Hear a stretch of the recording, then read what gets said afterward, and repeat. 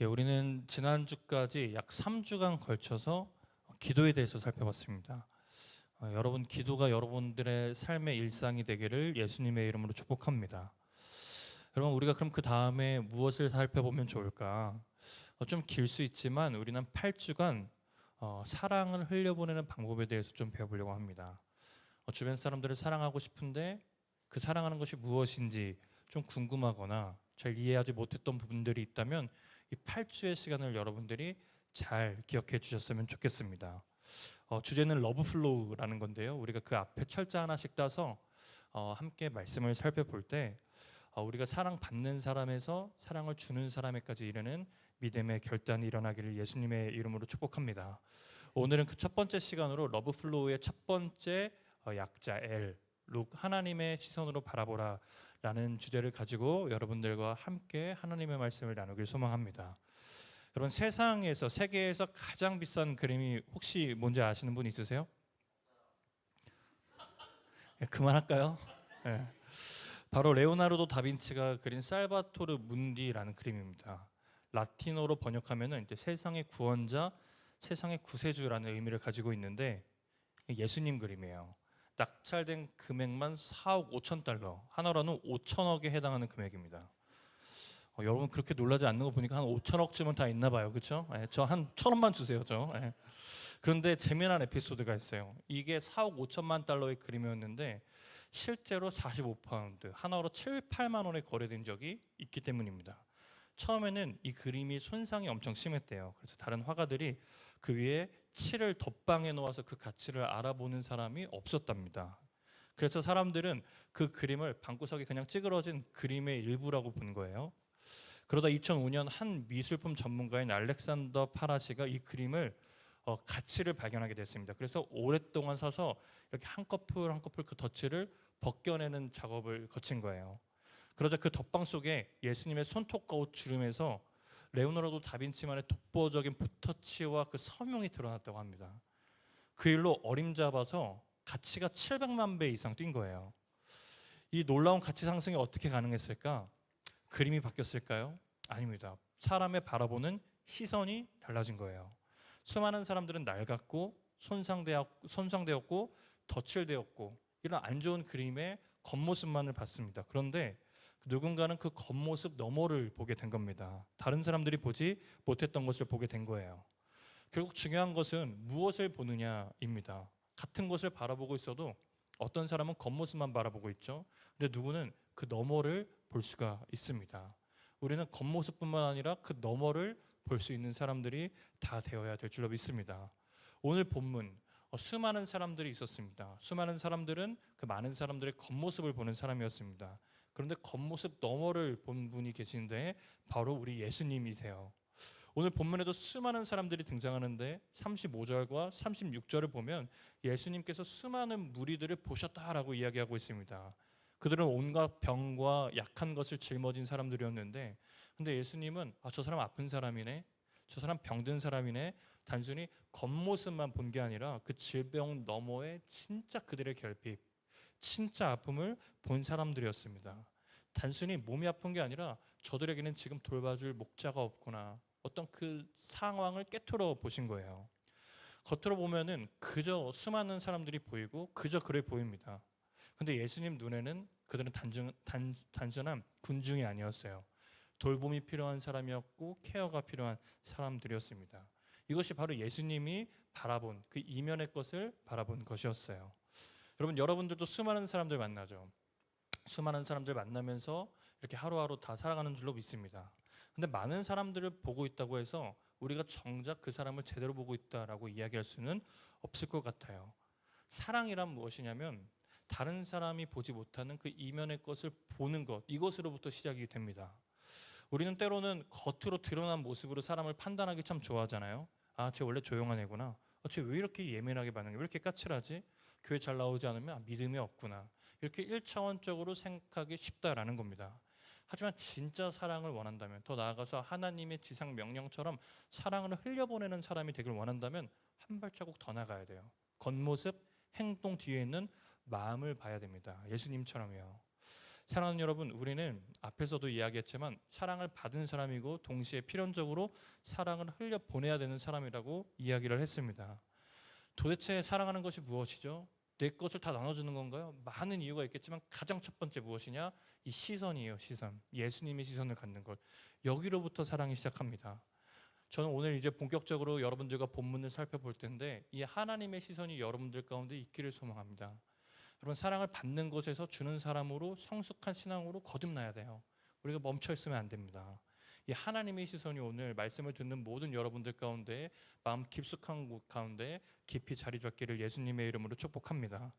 그럼 그렇다고 한다면 예수님께서 가지셨던 구체적인 시선은 어떤 것이었을까? 크게 두 가지로 살펴볼 수 있을 것 같습니다. 첫 번째는 예수님의 시선은 한 사람의 필요를 보는 시선이었습니다. 우리 36절 다시 한번 더 읽어볼까요? 36절 함께 읽겠습니다. 시작. 무리를 보시고 불쌍히 여기시니 이는 그들이 목자 없는 양과 같이 고생하며 기진함이라. 무리를 보시고, 예수님은 무리를 보시고 불쌍히 여기셨다고 이야기하고 있습니다. 여기서 불쌍하게 여기다는 말은 단순하게 쟤 왜 이렇게 불쌍하냐, 약간 이런 어떤 동정의 의미가 아니라 원어적으로 살펴보면은 어원은 사람이 내장을 뜻해요. 근데 거기서 어근이 파생되어서 깊은 감정 속에서부터 어떤 끓어오르는 마음, 이것이 바로 불쌍히 여긴다라는 의미입니다. 그런 의미에서 다시 이 의미를 살려서 본문을 보면은 예수님께서는 단순히 쟤네 보고 아이고 불쌍하다 이렇게 이야기한 것이 아니라 가슴 깊숙한 곳부터 그 마음을 공감하시고 아파하셨던 거예요. 참 안 됐구나. 구체적으로 예수님이 그들의 마음을 공감하신 것이 바로 36절에 무리를 보시고 불쌍히 여기신 것이라고 이야기할 수 있습니다. 그럼 도대체 무엇을 보셨을까? 이어서 35절에 위에 나오죠. 수많은 병든 사람과 약한 사람들이었어요. 겉으로는 분명 문제가 있는 사람들입니다만 자세히 살펴보니까 그 병도 병인데 그 깊은 이면에 목적 없이 그 영혼의 방황을 예수님은 목격하신 거예요. 그래서 그들을 보면서 참으로 안 됐다. 아픈 것도 아픈 거지만 저들의 영혼이 방황하고 있구나. 이렇게 이야기하신 겁니다.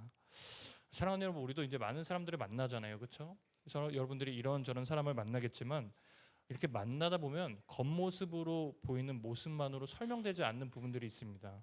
분명 웃으면서 좋은 얘기를 나누고 있는데 이야기를 나누면 왠지 모르게 마음이 무거울 때가 있죠. 그리고 반대로 특별한 이야기를 한 것도 없어요. 그런데 그 사람을 만나고 나면 참으로도 희한하게 마음이 편해지는 경우들이 있습니다. 그러면 이것이 왜 그럴까요? 왜냐하면 사람은 겉모습으로만 규정할 수 없는 존재이기 때문입니다. 말과 표정으로 어느 정도 우리가 우리의 모든 모습들을 꾸밀 수 있어요.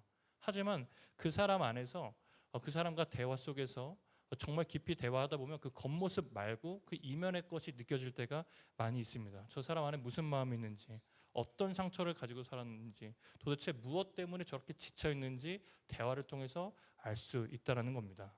예수님도 바로 이 이면을 보신 거예요, 여러분. 병도 병인데 저 사람이 진짜 더 근본적으로는 영혼의 목마름이 있구나. 저 사람을 이끌어줄 목자가 없구나. 그 필요를, 그 결핍을 바라보신 겁니다.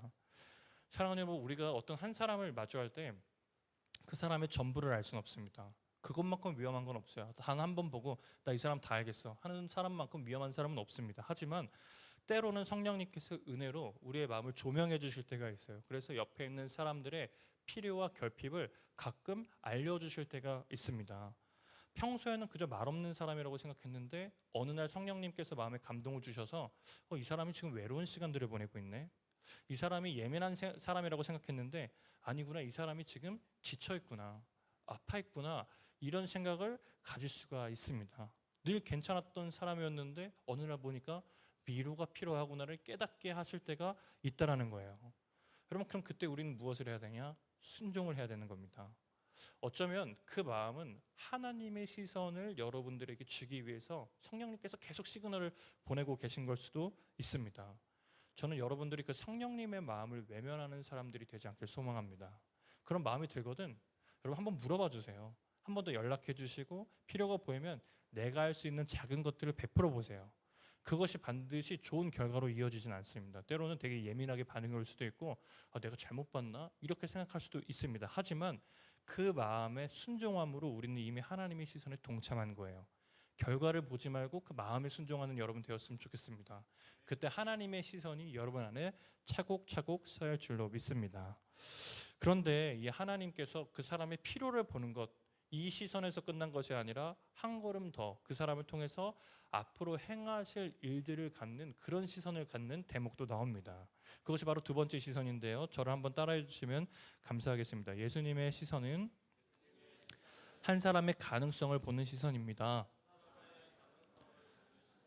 여러분, 가능성 이렇게 얘기하면 그 사람 안에 숨겨진 능력이나 잠재력 이런 것들이 문득 생각나지 않습니까? 그런데 지금 제가 말하려고 하는 건 그 잠재력을 이야기하려고 하는 게 아니에요.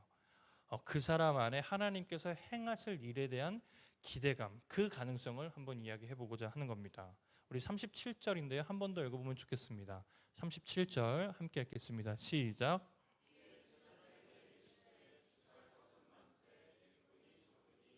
여러분, 조금 전까지만 해도 이 사람들이 어떤 사람이었냐 보니까 누군가의 돌봄이 필요한 사람들이었어요. 그런데 바로 다음 절 예수님은 똑같은 사람들을 보시면서 뭐라고 얘기하시냐면은 추수할 것이 많다라고 이야기하고 있습니다. 이 추수꾼, 이거 신천지가 너무 좋은 건데 다 가져갔어요. 신천지를 폭파해서 우리가 다시 갖고 와야 됩니다. 추수꾼 너무 좋은 거예요. 사람들이 갑자기 달라진 게 아니에요. 상황이 갑자기 좋아진 것도 아닙니다. 여전히 고생하고 있고 기진해 있어요. 여전히 목자 없는 양과 같은 어떤 사람이다라는 겁니다. 그런데 예수님은 그들의 현재 모습만 보고 그들의 마지막까지 결정짓지 않으셨어요. 지금은 목자 없는 양과 같지만 하나님께서 그들 가운데 일하시면 달라질 수 있다. 지금은 지쳐 있고 뭔가 결핍이 있지만 예수님의 눈에는 여전히 하나님 나라의 추수할 영혼이다라고 이야기하고 있는 겁니다. 사랑하는 여러분, 우리가 한 사람을 바라볼 때 그 사람의 가능성을 너무 쉽게 결단해서 바라보는 경우가 많이 있습니다. 쟤 원래 저러잖아. 쟤는 원래 관심 없어. 쟤는 교회 관심 없어. 쟤는 말해도 안 들어. 내가 여태까지 관계해봐서 알아. 저 사람은 쉽게 안 변할걸.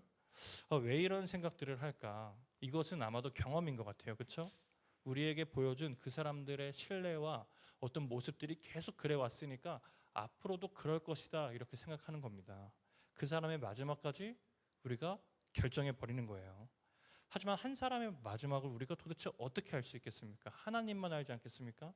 그 하나님만 아는 시선을 갖는 것이 바로 이 예수님의 하나님의 시선을 갖는 거다라는 거예요. 여러분, 성경에 보면 그런 사람들 진짜 많이 나와요. 예수님을 3번 부인했던 베드로 있죠. 그 사람 어떤 행적을 보면 영락없는 배신자였어요. 하지만 하나님의 플랜은 그렇지 않습니다. 그를 배신자로 내버려 둘 생각이 없었어요. 그 결과 하나님 나라의 복음을 전하는 사도로 이렇게 또 변모하게 됩니다. 또 사울은 어떤가요? 사람들 죽이면서 예수님 믿는 사람 감옥에 다 넣었던 사람들인데 자기를 부인하면서 수많은 사람들에게 복음을 전하는 복음 전파자가 되었습니다. 사람의 눈으로 그들의 경험으로 현재만 봤다면 이미 끝난 사람들이었어요. 더 이상 가능성이 없는 사람들이었습니다. 하지만 하나님은 그들의 현재 모습을 마지막으로 결정짓지 않으셨다는 거예요. 사람의 가능성은 그 사람 자신에게 있는 것이 아니라 그 사람 가운데 일하시는 하나님께 있습니다. 이것이 바로 하나님의 시선을 갖는 거예요. 여러분, 이렇게 오해하시는 분들이 있어요. 무조건 긍정적으로 생각해라. 쟤는 무조건 잘 될 거야. 여러분, 이거는 또 하나의 어떤 자기 생각에 불과합니다. 그렇게 낙관주의, 막연한 낙관적으로 사람을 바라보라는 게 아니라 그 사람의 부족함도 외면하고 현실의 문제도 외면하고 보라는 것이 아니라 그 모든 것을 보면서도 이 사람의 모습이 이것이 전부가 아닐 것이다. 하나님께서는 분명히 이 사람을 향한 계획이 있을 것이다. 이렇게 나아가고 바라보라라는 겁니다. 38절에 예수님은 제자들에게 이렇게 얘기하십니다. 그러므로 추수하는 주인에게 청하여 추수한 일꾼들을 보내주소서 하라 하시니라. 예수님은 제자들에게 자신을 바라보는 그 사람들 또한 함께 바라보길 소망하셨습니다. 그래서 제자들 눈에는 여전히 기진맥진한 어떤 또 한 명의 무리들에 불과했는데 하나님께서 그들을 구원하시기로 결정해요. 그렇게 이게 9장인데 다음 10장을 살펴보면 실제로 예수님이 12제자를 파송하십니다. 그리고 그 영혼들을 위해서 끊임없이 하나님의 복음을 전파하게 하십니다. 추수할 일꾼들을 하나님께서 뽑게 되신 거예요. 사랑하는 여러분, 하나님의 시선을 갖는다는 것이 바로 이런 것입니다. 우리 주변의 사람들을 있는 모습을 보면서 쟤는 왜 저래? 쟤는 저런 게 문제야. 여기서 끝나는 것이 아니라 그거를 부인하자는 게 아니에요. 여기서 끝나는 것이 아니야. 그렇지만 하나님의 분명한 계획이 있을 거야. 하나님의 뜻이 있을 거야라고 바라봐주고 이야기해주는 것. 그 사람의 마지막을 결정하지 않는 것이 바로 이 하나님의 시선을 갖는 것이다라고 할 수 있습니다. 우리는 이 사람이 지금 당장의 모습만 보지만 하나님은 그 사람의 내일, 먼 미래까지 바라보고 계획하십니다. 여러분들의 주변 사람들 조금 관계가 어렵다고 하거나 아니면은 예수님을 믿지 않는 사람들을 향한 여러분들의 시선이 이렇게 닫혀 있지 않았으면 좋겠습니다. 현실은 현실이지만 그 사람을 향한 하나님의 계획이 있음을 부정하지 않았으면 좋겠습니다. 그래서 한 사람을 볼 때 그렇게 하나님의 가능성으로 한 사람을 바라보게 된다면 여러분들을 통해서 분명히 생명이 흘러오게 될 줄로 믿습니다. 우리가 첫 번째 룩 하나님의 시선으로 바라봐라 이렇게 이야기를 드렸는데 여러분 정말 하나님의 시선을 사모하시는 여러분 되시기를 소망합니다. 여러분 이것이 시작이에요.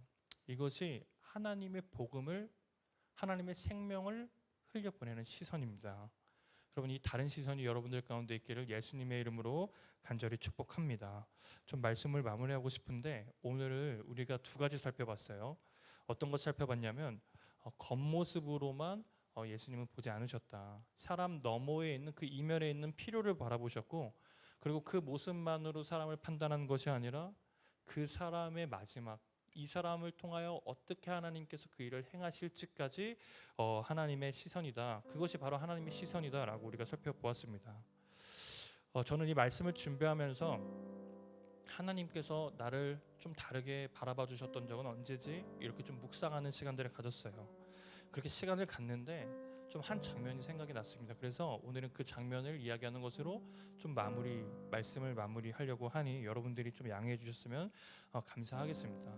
제가 수련회에서도 얘기했고 지난 1년간 저의 삶의 궤적을 이야기하면서 러시아 선교를 빼놓지 않고 꼭 이야기 드렸잖아요.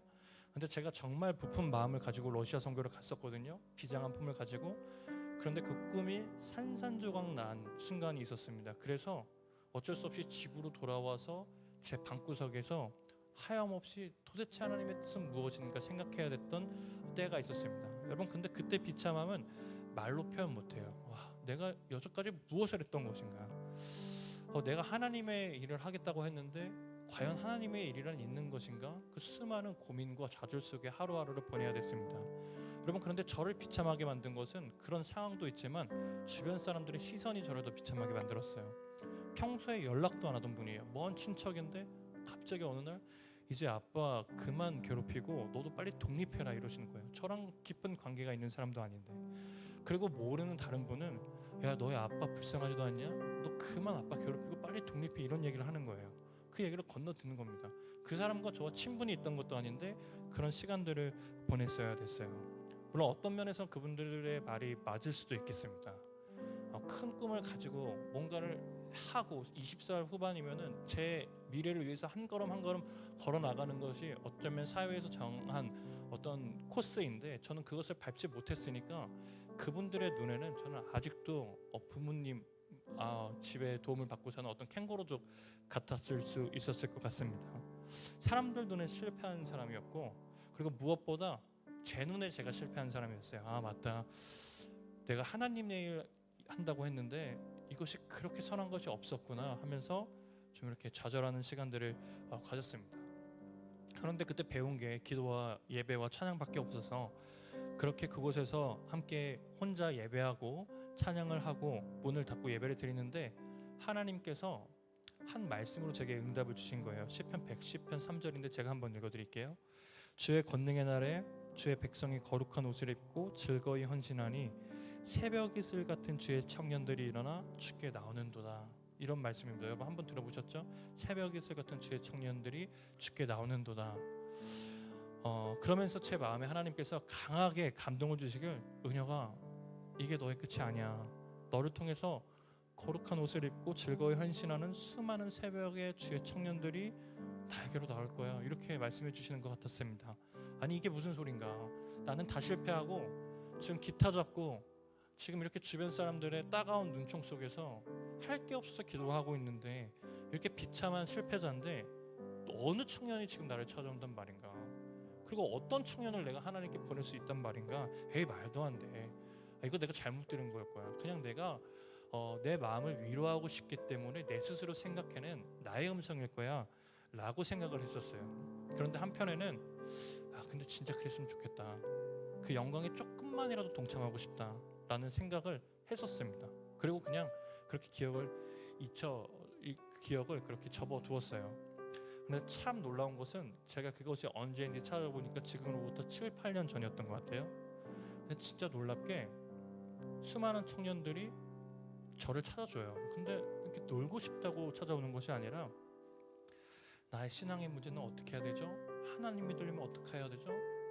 이런 문제를 가지고 저를 찾아온다는 겁니다. 최근에 수련회 이후에 매주 주말마다 제가 누구한테 연락하지 않았는데 청년들이 저희 집에 찾아오는 거예요. 그러면서 자신의 삶을 나누고 신앙의 고민을 나누어 줍니다. 얼마나 기쁘던지.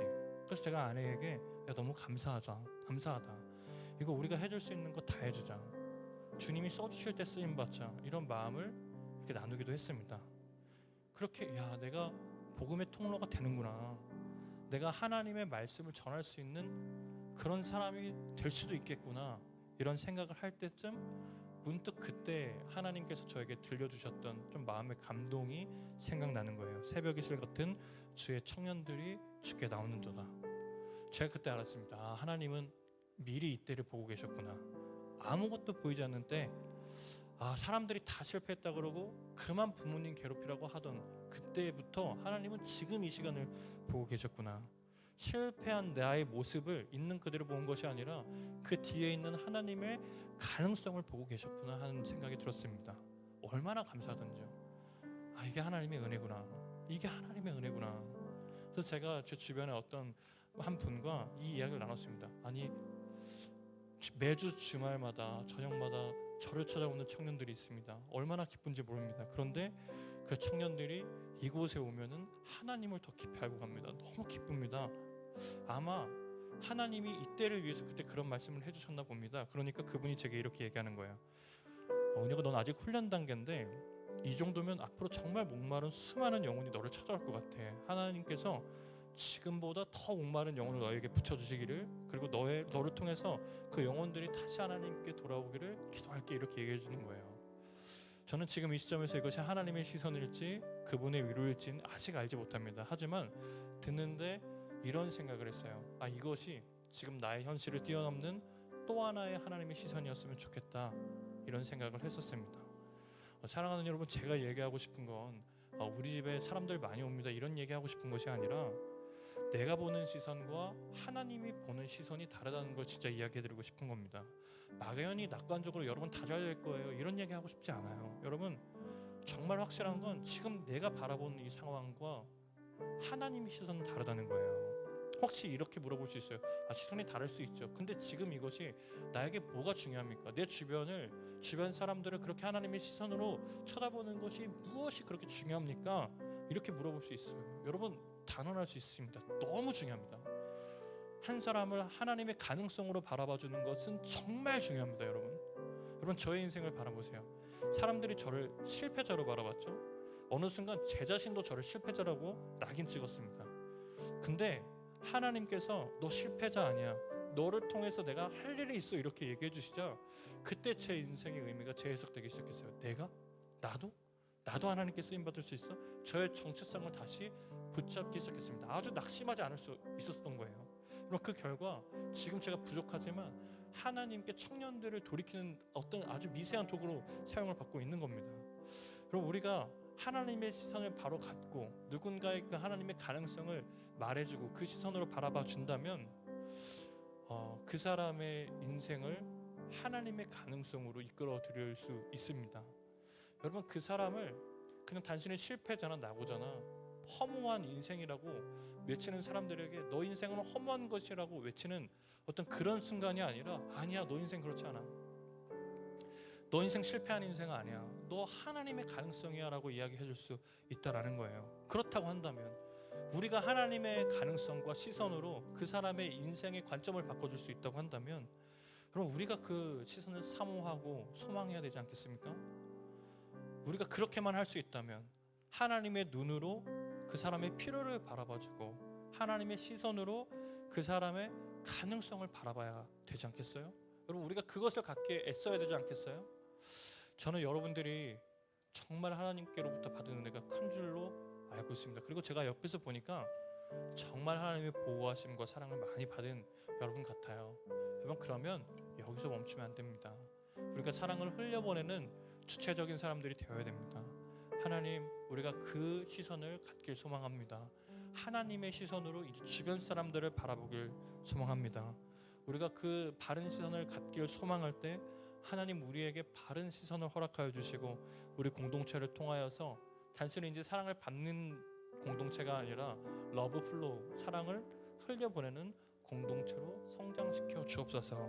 그러나 하나님의 축복이 우리 가운데 임하게 해주십시오. 저는 이 믿음의 고백이 여러분 모두의 고백이 되었으면 좋겠습니다. 여러분, 놀랍게도 사랑 받을 때보다 사랑을 흘려보낼 때 그 은혜와 기쁨이 배가 됩니다. 저는 그 기쁨을 사모하시고 쟁취하시는 여러분 모두 되시기를 예수님의 이름으로 간절히 축복합니다. 우리 함께 찬양했으면 좋겠는데요. 제가 기도회 때도 나눴지만 제가 저의 시선의 전환점이 시선을 전환하게 해준, 저의 시선을 바뀌게 해준 한 곡의 찬양이 있는데 바로 이 꽃들도예요. 이 2절의 찬양인데, 나만 알고 나만 바라보던 사람에서 이 찬양을 통하여서 하나님과 하나님의 나라를 바라볼 수 있게 해주셨습니다. 오늘 우리가 이 찬양 부를 때 여러분들 모두에게 제가 경험했던 하나님의 은혜가 가득 넘치길 소망하고, 그리고 하나님과 하나님의 나라를 꿈꾸게 되시는 여러분 되시기를 예수님의 이름으로 축복합니다. 함께 찬양하겠습니다.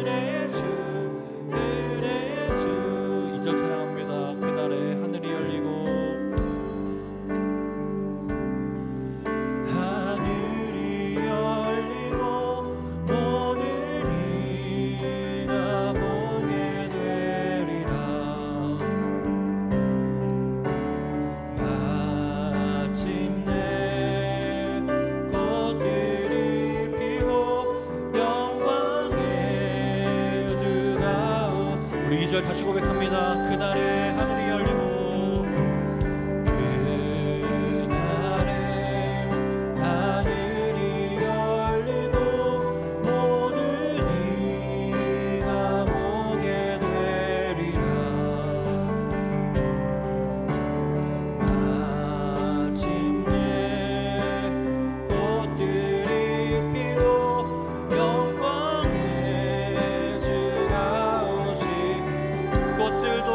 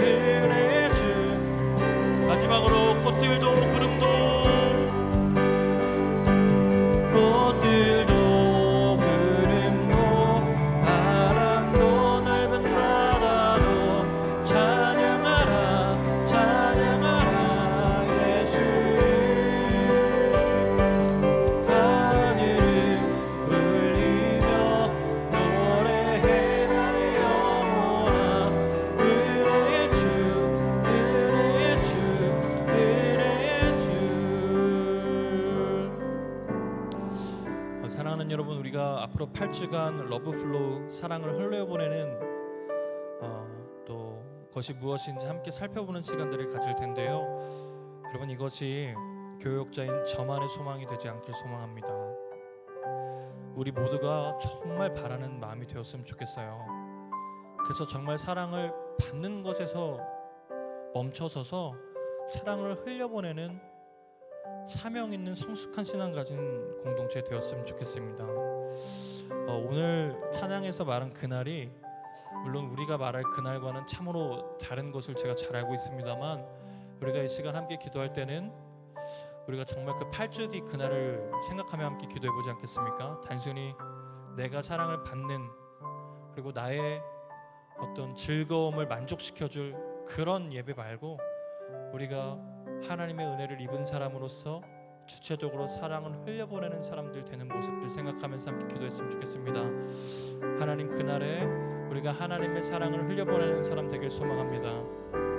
하나님, 우리 공동체가 어떤 것이 부족하다더라 이런 차원을 뛰어넘어서서 내가 그 부족한 곳 가운데 서서 기도하고 또 그곳에서 사랑을 흘려보낼 수 있는 믿음의 사람들 다 될 수 있도록 주님 역사하여 주시고, 그날에 꽃들이 피고 영광의 주님이 가득 임재해 주시는 그런 날 될 수 있도록 주님 역사하여 주옵소서. 주여 한번 부르고 통성으로 기도합니다. 주여.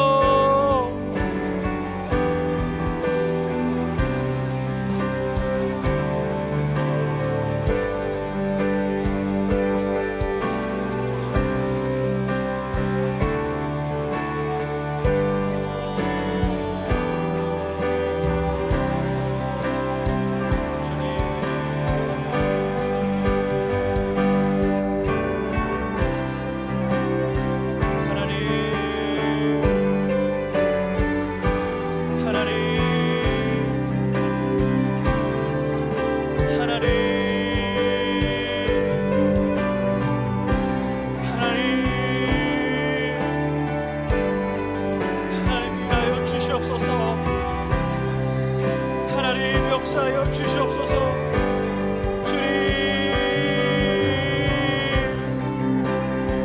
하나님 사랑을 흘려보내는 사람들 되게 하여 주시옵소서. 하나님, 우리 청년들이 형식적인 신앙에서 벗어나 어린아이의 신앙에서 벗어나 하나님을 사모하는 사람들 되게 하여 주옵소서.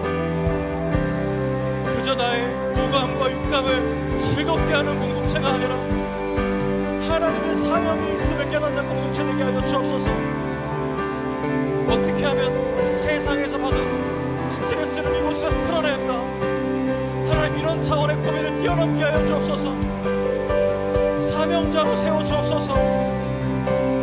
하나님, 우리 공동체 가운데 깨닫게 하는 마음을 허락하여 주셔서 하나님, 한 걸음도 주님 앞으로 도약하는 공동체 되게 하여 주옵소서.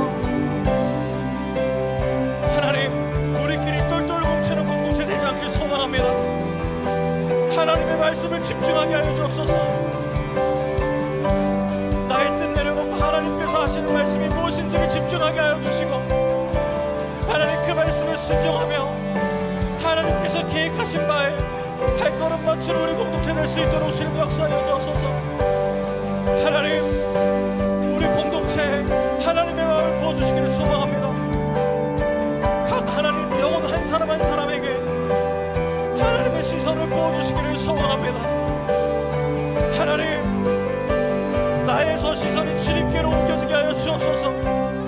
내가 바라보는 곳에서 하나님이 바라보는 곳으로 우리의 시선을 옮겨 주시옵소서.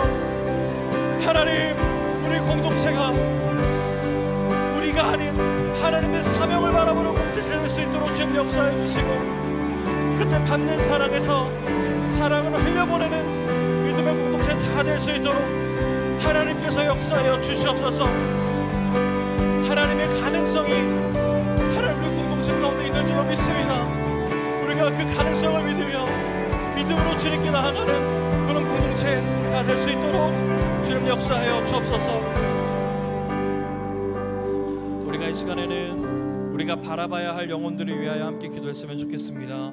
하나님, 우리가 하나님의 시선으로 바라봐야 할 영역들이 있다면, 또 영혼들이 있다면 하나님 오늘 이 시간 깨닫게 하여 주시고 그들을 위하여 함께 기도할 수 있는 마음을 허락하여 주옵소서.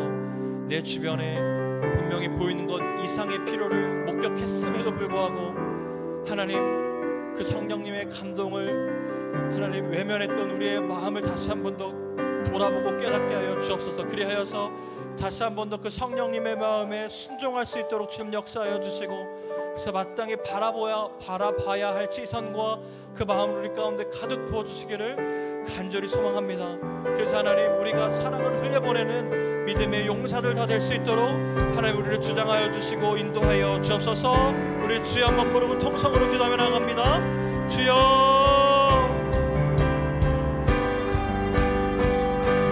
하나님, 우리 사랑하는 공동체, 하나님 믿음의 공동체, 우리를 향한 하나님의 계획이 있음을 믿습니다. 하나님, 우리 공동체를 향한 하나님의 뜻이 있음을 믿습니다. 하나님, 우리 공동체 한 사람 한 사람이 너무 바쁘고 척박하고 너무 힘들지만 그 상황에 우리의 시선을 가두지 않기를 간절히 소망합니다.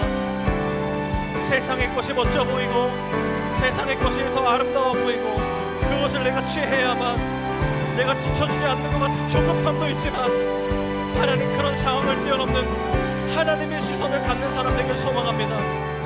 나를 넘은 다른 사람을 바라볼 수 있는 믿음의 시선을 허락하여 주시고, 하나님 그 시선을 통하여 마땅히 하나님의 사역을 동참하는 믿음의 사람들 다 될 수 있도록 주님 역사하여 주옵소서. 하나님, 이 세대가 원래 그렇다, 이 세대가 개인적이고 이기적이다, 이런 수많은 이야기들 듣지만 하나님, 우리 공동체는 그렇지 않길 소망합니다. 이럴 때일수록 하나님의 사랑이 필요하다는 하나님 반증으로 여겨 더 많이 하나님의 사랑을 흘려보내는 우리 믿음의 공동체 다 되길 소망합니다. 하나님, 우리 공동체에 하나님의 시선을 부어주십시오. 하나님의 눈빛을 부어주시고 하나님의 마음을 부어주셔서 하나님, 형식적인 신앙이 아니라 하나님의 마음을 전하며 그곳에서 하나님께 울부짖는 청년들 다 될 수 있도록 우리를 주장하여 주시고 역사하여 주시기를 간절히 소망합니다. 그럼 마지막으로 기도했으면 좋겠습니다. 하나님의 사랑을 흘려보내는 것이 비단 몇 사람의 소명과 비전이 되지 않기를 소망합니다. 우리 공동체 모두의 소망이 되길 소망하고 또 비전이 되길 소망합니다. 우리가 이 시간 함께 기도할 때 하나님, 우리가 받은 은혜가 너무나도 큰 줄로 믿습니다. 이제는 하나님, 받기만 하는 신앙에서 그 사랑을 흘려보내는 신앙으로 성숙해질 수 있도록 주님 역사하여 주옵소서. 하나님의 사랑을 흘려보내며 때론 힘들고 때론 속상하더라도 기꺼이 주님 앞에 주님의 사랑을 흘려보내노라 기뻐할 수 있는 하나님 믿음의 청년들 다 될 수 있도록 주님 역사하여 주시고, 그때 부어주시는 은혜와 기쁨을 사모하며 갈망하는 청년들 다 될 수 있도록 주님 역사하여 주옵소서. 우리 주여 한번 부르고 통성으로 기도하며 나아갑니다. 주여, 하나님, 우리 청년들이 하나님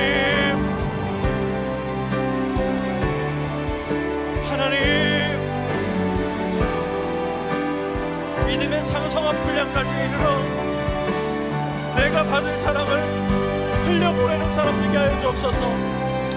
특별히 우리 청년들에게 다른 사람들이 바라볼 때 겉모습으로 그 사람의 단면을 보고 판단하는 그런 하나님의 1차원적인 시선이 아니라 하나님의 시선, 그 겉모습 이면에 있는 그 사람의 필요와 그 사람을 향한 하나님의 마음과 가능성을 바라보는 마음을 허락하여 주시기를 소망합니다. 주님, 그 마음을 부어주시옵소서. 그 마음을 강하게 부어주시옵소서. 주님, 강하게 부어주시고 그 사람의 필요를 위하여 울고 그 사람의 하나님 결핍을 위하여 기도할 수 있는 믿음의 청년들 다 될 수 있도록 하나님 붙잡아 주시기를 소원합니다. 하나님, 우리 청년들을 주장하여 주옵소서. 우리 청년들을 사용하여 주옵소서. 하나님, 믿음의 성장을 이루게 하여 주시고 나의 마음을 위로하는 신앙에서 벗어나 우리가 다른 사람들을 위로하는 구체적인 믿음의 사람들 다 될 수 있도록 주님 역사하여 주옵소서. 하나님, 주님께서 우리에게 베풀어 주신 그 은혜가 너무나도 크고 있음을 우리가 잘 알고 있습니다. 하나님, 그 사랑에 힘입어 우리가 앞으로의 8주간의 여정을 거쳐 하나님의 사랑을 흘려 보내는 러브플로우 주간을 가질 텐데, 하나님, 이 시간 우리의 완악한 마음을 다시 한 번 더 깨트려 주시고 나만 알던 신앙에서 다른 사람을 향한 하나님의 시선을 갖는 사랑으로 더욱더 성장시켜 주시고 거듭나게 하여 주시기를 간절히 소망합니다. 그래서 하나님, 우리 공동체가 사명의 공동체, 비전의 공동체 될 수 있도록 주님 역사하여 주시고 그를 통하여 수많은 영혼들을 주님께로 돌이키는 믿음의 공동체 될 수 있도록 주님 역사하여 주옵소서. 우리의 모든 기도를 주님께서 다 듣고 또 응답해 주실 줄로 믿습니다. 주님 역사하여 주옵소서. 감사합니다. 살아계신 우리 주 예수 그리스도의 이름으로 기도드렸습니다. 우리 하나님께 영광의 박수 올려드리겠습니다.